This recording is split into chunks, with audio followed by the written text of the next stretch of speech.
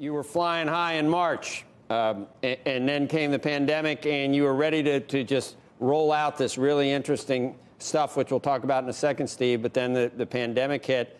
So the SPAC right now is the right way for you to go because you can immediately put some cash on the balance sheet to honor the contracts you have with these big companies. That's right, Joe. Thank you for having me on.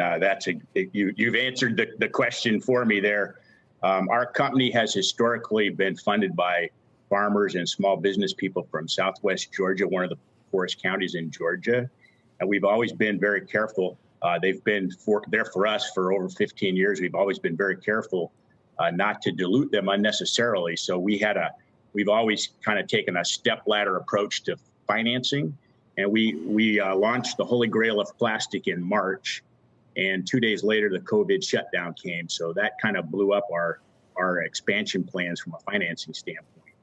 Even though we were sitting on over $200 million of take-or-pay offtake agreements, and we had customers like PepsiCo, Nestle, Bacardi, expecting us to be able to grow our capacity. So we had to find a way to find a lot of cash fast, and that's what we did.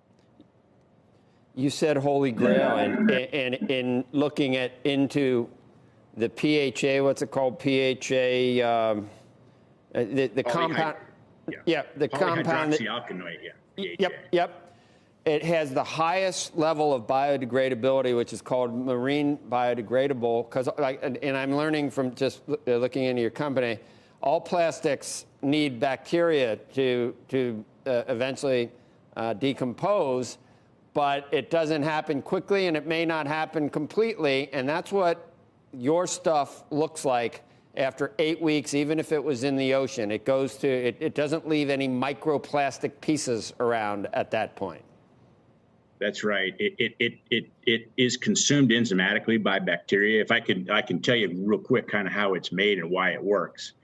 We feed vegetable oil to bacteria. And, we get that vegetable oil from plants, which are getting carbon from the atmosphere. So we're taking carbon from the plants, feeding it to bacteria that convert that carbon into another form of carbon, PHA, for their own metabolic uses. So just kind of like humans, if they eat too much, and they'll continue to eat once, they don't need anymore, and they'll store that extra PHA as energy reserve. It's not technically correct, but I call it bug fat because that's kind of easy to understand.